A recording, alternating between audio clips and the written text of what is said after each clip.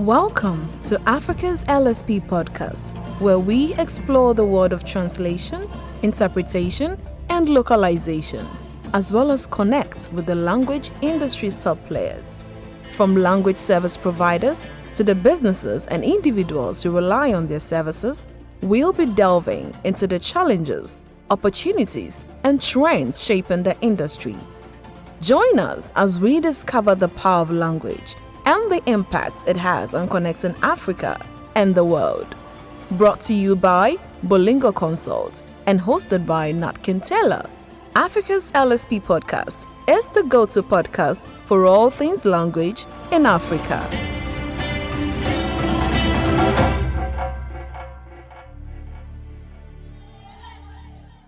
Hello there. This is Natkin Taylor from Multilingual Consult, and I would like to welcome you once again to another episode of Africa's LSP podcast. Today we've been joined by another brilliant African language professional in the person of Christian Elonge from the Cabot Group. Hi Christian, thank you for agreeing to join us on this episode to share your insights about the language service industry. Welcome, sir. Thank you, Nat. It's a pleasure being here, and I look forward to engaging with you and the Multilingual team. Right. So Christian's credentials are quite impeccable, I must say. And I'm afraid I may not do justice to it if I talk about it. So here's what we're going to do, Christian. I'll step back for a few minutes and let you take the opportunity to introduce yourself to our listeners and tell them more about your background and expertise, right? Okay. Hello to all who are following and listening to this podcast. Here is Christian Elonge. I am the Managing Director of Cabot Group, which is a language service provider. We are providing service in most of the languages that are known, such as French, English, Arabic, Portuguese, but we are mainly known for our services in African languages. And we also host a network of African language translators and teachers known as ALAT. It's a pleasure being here and to share about what we are doing and how together we can influence the language industry in Africa. Thank you. Thanks, Christian, for sharing that with us. Like I said, Christian is a big man, and he's only being modest here, but I'll find a way. I'll definitely find a way to expose him. In view of that, Christian, I'd like us to talk about another aspect of your work that you didn't mention, but is of interest to me. I'm referring to knowledge management. Can you tell us briefly what that's about? Yes, indeed. I am a knowledge management consultant, and one of the primary goals of Cabot, which is the main organization, is to provide knowledge management services.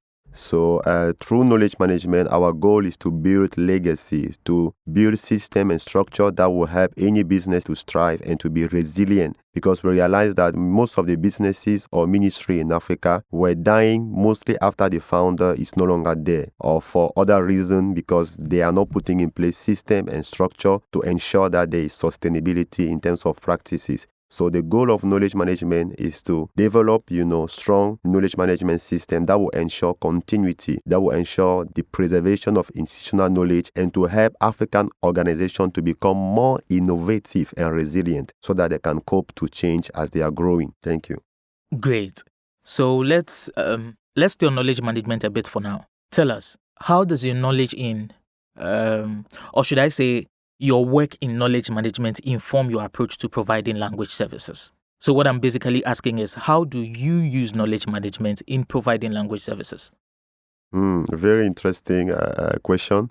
Indeed, as a primary knowledge management consultant and specialist, knowledge management is at the core of everything that we do internally and also through the various services that we provide. So when it comes to language services, we are using knowledge management, in a holistical way. And I'm going to share it maybe, let's say, 5 key angles. The first one is at the level of identifying and prioritizing the language that we are focusing on. As we all know, there are many language service providers in Africa. So from a knowledge management perspective, we had to settle on the language that we want to focus on. And for example, even Multilingual, our host, has used knowledge management to inform its services. We all know that Multilingual has developed the Akan News website. Why is it that the Akan language has been chosen among most of the languages that are spoken in Ghana? I believe one of the reasons is the fact that it is a language that is mostly understood, that has a large demography of speakers. A second application of knowledge management in our work is at the level of the development of language resources. As we all know, knowledge management can help in developing dictionary, glossary, and translation memory, and we all know how those tools are helping to make translation faster.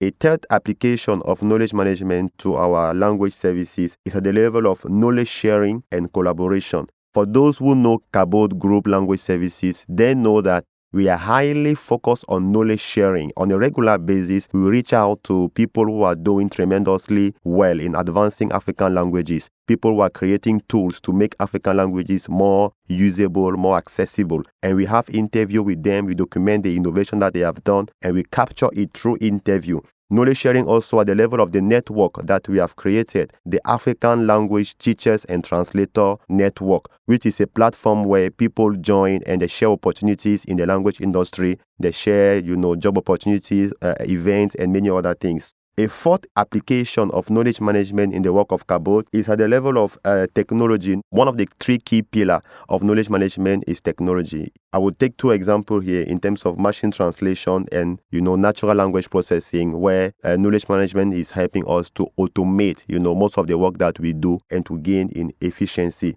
And finally, a fifth application of knowledge management in the work that we do is at the level of the adaptation of what we do to the local context, and I think here we see more about, cultural sensitivity. How do we ensure that the work that we are doing is understood by the people that we are reaching out to? So those are how knowledge management is currently being used to inform our approach and our services in the language industry in Africa. Awesome. Moving away from knowledge management and talking about your work in general. As I have already mentioned, aside being the MD of Cabot Group, you do quite a number of other things. I mean, you're a KM consultant, an edtech researcher, a translator, and so on. I'm curious to know how you juggle all these things, but more importantly, how do you as an LSP stay up to date with industry trends and developments? Okay, I think I would take this question on two levels. Number one, how am I able to manage various various responsibility in different industry. I think one of the way I've been doing it is that I have people I work with. I always believe that teamwork makes things work. So at the level of Cabot, there is a head of department for each of the three core pillars of service that we are providing. So that's basically how I'm able of doing different services, because there are people who are in charge and who are able of driving it with the best of their capacity. Now, how do I stay up to date, with industry trend and development? I think there are also 5 key ways that I can share concerning that. One of them is attending conferences and events, where you go to learn from what others are doing, what's happening in the industry, and so many other things. So it's basically about attending events where you know that people of your industry are present so that you can learn from them. The second way is by being part of a community, being part of association and network, where through this network you will find people who have like-minded interests. One of those networks which we belong to is the Interpretation and Translation Institute. They are more oriented towards training. They have a lot of training for translators and interpreters. We have also ALAT, which I have mentioned that Cabot is hosting. It's a LinkedIn-based group, and we also have a newsletter to all the members of the group. So there are various networks that are there, and I believe those association and network are the second most important way to stay up to date. A third way that I use is basically by subscribing to newsletter and regularly reading publication on the language industry. And some of the popular newsletters that I would like to recommend, we have Multilingual, which is the leader in the industry. We have publication from Cabot that are focused, on the language industry. We also have Bolingo podcast, like the one that we are doing now. If you like to know what's happening in the language industry, follow the previous episode, of this podcast focusing on African languages. Bolingo also, as we know, has, localization guides that are being produced on a regular basis. It can also help anyone who would like to learn what is happening in that industry. So I believe that publication, newsletter are a third way of learning about what's happening and staying up to date. A fourth way is basically engaging with your colleagues. It's dangerous to work in isolation. I remember the last time I came in Bolingo office, I met Renato Beninato, who is the founder of Nimzi Insight. And you can't believe it. Later on, I reached out to him and he accepted to be my mentor. And I've learned tremendously from him in refining our marketing approach and so many things that we were doing which could have been improved. A fifth way, and the last one, which I think is a good way of staying up to date, is basically experimenting. So yes, you can read, yes, you can learn, yes, you can network, but you have to practice, experiment new tools and technology. For example, there is this trend of how ChatGPT is used, to facilitate translation, interpretation, and the work. Are we practicing it? How do we instead tools? Let's go out for it and let's choose those that are relevant for our needs. It's not because a tool is new technology that is necessarily important. So I believe that, by following those 5 key elements, one will always be up to date and know what's going on in the industry and take proactive measure and decision. Thank you. Beautiful. I'm particularly excited that you mentioned some events, associations, and network opportunities happening in the industry. So as a spin-off of my earlier question on trends and developments in the industry, I know there's a lot of amazing stuff happening in the industry at the moment. But in your opinion, what is the one most exciting development currently happening in the language service industry? Wow, this is quite difficult because there are so many things happening, that are exciting. But I think one of them will be, the increased focus on machine translation and natural language processing. I think those two technologies are helping to make translation to be more easy, to accelerate the delivery, of the work that we are doing as LSP, and to also ensure that high volume of work is being processed in the short amount of time. These tools, which are currently present, are making the work so easy. But I think that we have to pay attention to how these tools are being developed and make sure that we are following and that we are also up to date. Recently, my head of unit was writing an article on the fact that, AI, or these tools are not going to replace human translation. Because we realize that today, when you are using DeepL Translator, the quality is so good that you can't even realize that this was done by a machine. We also have Quillbot, which also an AI tool which paraphrase and do so many things, But one of the tools that I will highly recommend, as a trend to follow in this year and the year to come is OB Translate.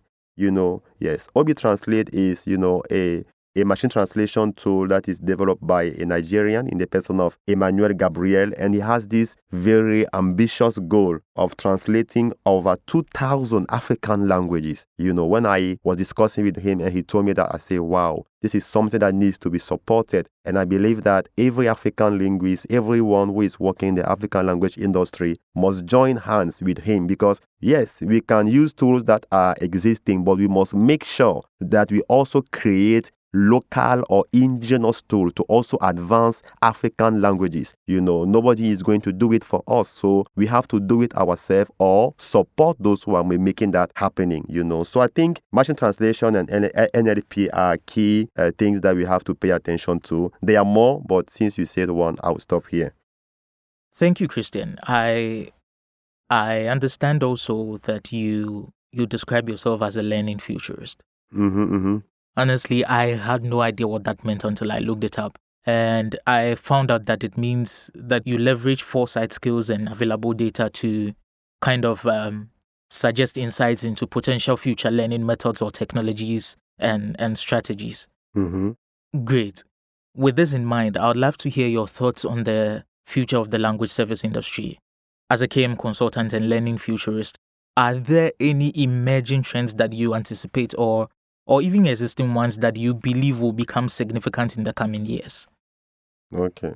Interesting. So, yes, I think from a knowledge management perspective, in the next few years, there are, I think, let's say, four key trends that I see that we have to pay attention to. Number one, we realize that there is an increase in demand for translation and interpretation services, because, more businesses are going global and we have a rise of e-commerces across the world, meaning that more companies are going to seek out for the need of making their content available in multiple languages. So I believe that this increase in demand is going automatically to create more opportunities for those who are in the language industry.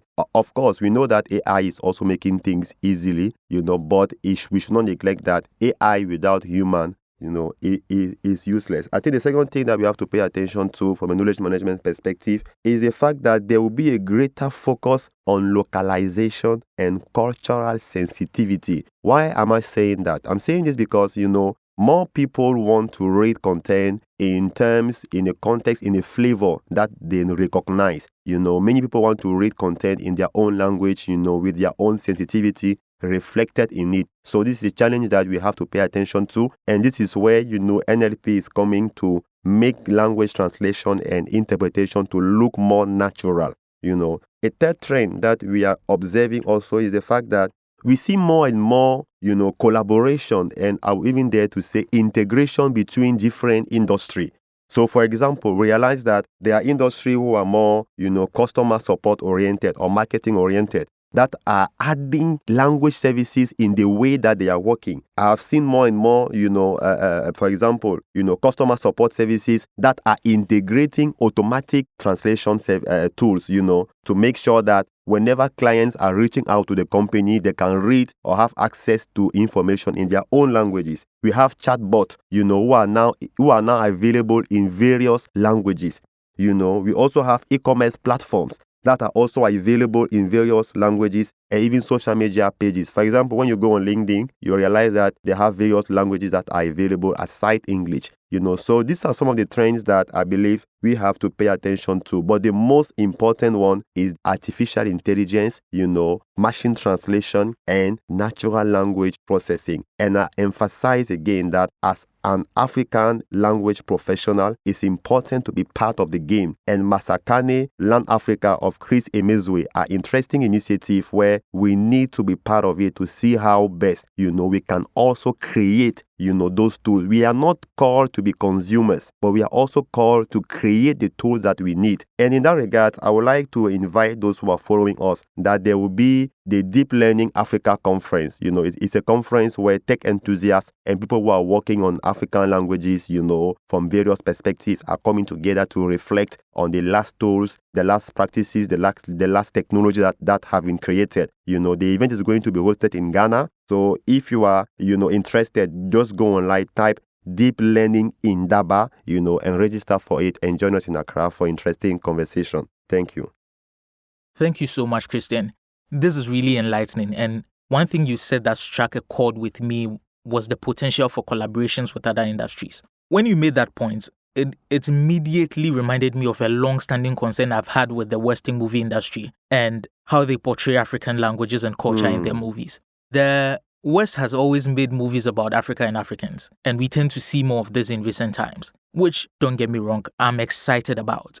However, it is the how that bothers me. There's this popular Hollywood movie that's made waves in the past year. In a scene in this movie, we see an African woman approach and refer to a young lady as small girl in a seemingly Nigerian accent. And I was like, I'm not Nigerian, but even I know that no Nigerian meets a young lady and calls her that. It will probably make sense if you meet a bunch of young ladies and call them small girls, but certainly not in this context. I noticed the same thing in another Kiswahili English Hollywood movie that's set in Kenya. Okay. And it features an American actress who doesn't originally speak Kiswahili as a main character. That's another concern I have, but I won't go into that today. Anyways, in one scene, we see this lady who was a teacher welcoming a new student into her class. She looks at the new student and says, "Karibuni," in her bid to say welcome. It didn't sit well with me, so I checked with my colleague at the time, who is a native Kiswahili speaker. And she confirmed that you cannot say karibuni when you're referring to one person. We also see another example of this in another recently popular Hollywood movie set in Africa, where we see American actors who are supposed to be portraying the history and culture of the Dahomey Kingdom of Benin, rather forcing accents which seem Nigerian and Eastern African. They even got some parts of the story wrong and messed up the names of some ancestral gods. It made me wonder, who were their language consultants? Who was in charge of originality and cultural sensitivity? was this person originally from Africa and from these tribes they are trying to portray? And that brings me to my question for you, Christian. What should the African language industry do to curtail these unfortunate but rather prevalent issues? I may have a follow-up to this depending on how your response goes. Interesting. I think when you were developing the question, there are many thoughts that come to that came to mind. The first thought that came to mind was actually something that my mom used to say. My mom is a francophone in Cameroon. She used to say that c'est la patate qui avait accepté qu'on la mange crue. It's like, it is potato that has accepted to be eaten freshly, without being cooked. Meaning that, if I want to replicate it to the statement I want to make, it is African who are allowing to be mistreated or to be neglected or to be underestimated, Exactly. For example, let me just use a parallel or an analogy. Have you realized that you would difficultly find a Western movie where maybe, a white person is simulating an Indian or a Japanese? No. They will always make sure that when it comes to other races or other groups, they bring on board people who actually come from that group so that those people can effectively communicate in the appropriate language, with the appropriate idiolect, with the appropriate manners,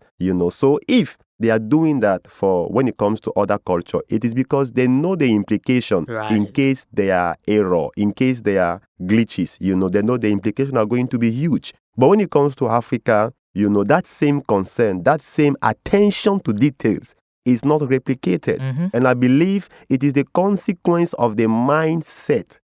Unconsciously, everything that we do is influenced by what we think, So if they think lowly of us, it's natural that they will just go about doing it with what they have, using people who are not from the country or from the culture just to make it happen, and even make sure that the money stay within, their cycle. And that is why, I believe that from the language industry component, which is the angle that we are talking about here, because the debate is huge. It's not just in the language industry. There are many other aspects where we see those things happening. But in the language service industry, what needs to be done from this perspective is the need to have a strong voice, a strong network, to have what we call, a common platform where we can have standard practices. We can make it in such a way that it becomes difficult, to think or work on any movie or any cultural product where African languages are, integrated without going, for a language consultant that can confirm the quality of what is being said in it, But when we come to Africa, we realize that, most of what we see in the language industry is isolation. We have a network of African translator in East Africa. We have one in South Africa, but in Central Africa, we have none. In West Africa also, very few that I know. Even in Ghana, Gatti, we used to be prominent, has almost died in terms of effectiveness. So we need those common platforms. And that's the reason why Cabot Group has taken the initiative of putting in place, the Association of Language Company in Africa together with, Multilingual Consult, because we realize that alone, yes, we can go fast, but together we can go far. Yes, it's important to work in union. It's important to work together, because there are certain challenges. There are certain issues that alone you cannot address it. You can't go alone in the movie industry and attempt to change the practices that are being done there. So we need a stronger platform to conduct advocacy, awareness, so that people will know the implication and know the consequences, of not abiding to cultural sensitivity. And I will use this platform to invite anyone who would like to join the Association of Language Company in Africa to reach out to us via Cabot Group or Multilingual Consult or the Alert Group on LinkedIn. And we are going to be pleased to work together with you so that we can be stronger and avoid these nonsenses of happening in the future. Solid point there, Christian. Thank you. So now here's my follow-up question. There's an account proverb that goes like, "Sayebo dama yebo fifie," which is figuratively synonymous to the English saying, "Charity begins at home." To wit, you clean your own backyard before you go about cleaning others. You've made some good points about how, as an industry, we can ensure that contents produced about Africa and Africans are culturally sensitive. Now, how can African language service providers ensure that our own services are always culturally and linguistically appropriate for the diverse communities we serve in Africa. Okay. Now, when it comes to, how African language service providers can adapt our offer, to be culturally and linguistically appropriate for the diverse community that we serve in Africa, is very important because I believe, as we know, we have almost more than 2,000 languages that are spoken in Africa, which means that particularities, for those languages are very moving from one country to the other. So some of the things that I believe that could be done for we to ensure that our services are more effective is, number one, to hire linguists that have local knowledge of the language, linguists that are trained in those languages. And, when it comes to Africa, it's something a bit difficult. Do you know why? Tell me, sir. Because you are going to realize that even though we have over 2,000 languages that have been spoken, it is difficult to find people who are able of writing and speaking fluently those languages. Most of the African language experts, they are expert at verbal speaking, like verbal expert. But when it comes to the writing, very few have that expertise in knowing how to transcribe, knowing how to write, knowing how to master the grammar, the syntax of their language, And this is a gap because how can we, for example, translate text in local languages if the people who are speaking cannot write it? It's a barrier. It's a challenge, So this is a call for African university, for, people who are working in the area of African languages to train more and to systematize, to develop standards, to develop vocabulary so that our language can be learnable, so that our language can be accessible, so that our language can be, available for anyone who would like to tap into it. The second thing is to develop glossary and style guide, that are specific to the culture, So, for example, even though, we are in Ghana, we have the Twi and many other languages, there are some nuances, So it's important to have glossary that clearly determine which words belongs to which type of language, and how to go about when to use those languages. So it's important to do it in partnership with the local speakers of those languages. A third element is to do training on cultural, linguistic. It's important to train people. How do you work as a cultural linguist? What are the peculiarities when translating in different languages? A fourth element, is to engage with the local community. You can't serve what you don't know. You can't serve appropriately African communities without knowing their priorities, without knowing their needs. So for example, if you take the case of the Akan News website that Bolingo has developed, it's important before creating news content on that website to know what is the primary interest of Akan people, because it is a website that is developed in Akan language. So it's good to know the people speaking that language, what type of content would they like to have access to, and to design the offer around that, And the fifth element is to leverage on the power of technology, to facilitate this work. Technology today is unavoidable. So it's important that in everything that we do, technology should be at the center of it. And if the technological tools are not existing, let's go forth and create them. We have brains and we are able of creating the tools that are needed. And again, what Obi Translate is doing is commendable in that regard. Thank you. Oh, wow. Amazing. The details, man. I really appreciate that. Now, before we leave, what advice would you give to someone who is just starting out in the language service industry in Africa? Whether as a translator, interpreter, or instructional designer, and so on. Yeah, I think advice for those coming, in the industry or those who are already in the industry, I think let's say 7 key advices. The first one is to master your art. You can't be a librarian without knowing the science of managing a library, So you cannot be a language professional without mastering languages, Not necessarily certificates. Certificates are good, maybe for industry standard, but master your thing, master the language that you are specializing in. The number 2 is to stay up to date.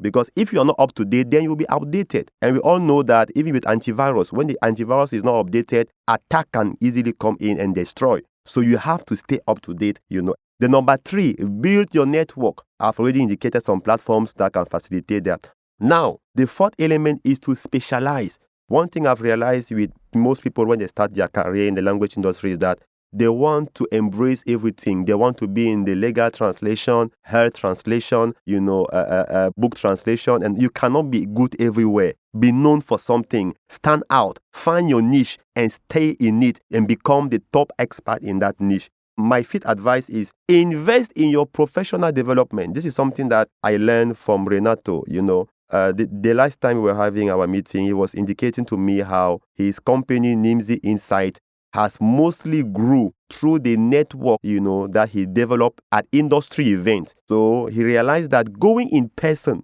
to language industry event is more profitable than attending events online. Because when you go in person, you can build genuine and real relationship with the people. And when people are looking for services, they remember first the people they know, So if you are not known, then nobody will contact you. So invest in yourself. If there's an event where you have to pay to attend for it, pay it. It's going to generate a return on investment. My sixth advice is to focus on quality. I believe that you cannot lie someone twice, First fool, no be fool. Exactly, So someone can give you a translation or interpretation project the first time, but the quality of the delivery will determine whether the person will come back or not. So rather than making noise in advertising yourself, yes, it is good, but make sure that every assignment, every engagement, every work that your hands pass on, is delivered with strong professionalism and excellent quality. And finally, build your reputation. It is no use to be good and nobody knows about you. It's like you have a jewel, but nobody have ever seen it. So we have platforms, we have network, we have pros, we have Alert, we have LinkedIn. We have so many networks out there. Choose those that are relevant to you and make sure that you are active on it. I've seen many translators and interpreters from Africa who are on LinkedIn, but they never post. They are just there not doing anything. They are just reading what others are doing. A thought leader cannot influence thinking without creating new knowledge. So if you are silent, you will be silenced. So you have to stand out and build your reputation on a gradual but consistent basis. If you do those 7 things, I'm sure that in the years to come, nobody will be able of doing without you. Thank you. Wow. Thank you so much, Christian, for sharing your knowledge with us. I actually have tons of questions that need your wisdom, and I think we may have to have a part 2 of this session another time to discuss those. Thank you once again for being on Africa's LSP podcast. You're welcome. We will share your LinkedIn profile as well as links to some of the events, associations, and networking opportunities you spoke about for the perusal of our listeners. Okay. Thank you, sir. Okay. Thank you too for the opportunity, and I really encourage anyone listening to follow this podcast. It's a very great initiative for anyone in the African language industry to stay up to trend, to know what's happening. And I really appreciate the initiative, and more grace to all of the team behind this. Thanks for tuning in to Africa's LSP podcast. We hope you enjoyed the conversation and learned something new. For feedback or enquiries, reach out to us at podcast@bolingoconsult.com. Don't forget to subscribe, rate, and review us on your favorite platforms. Until next time, stay curious and keep growing.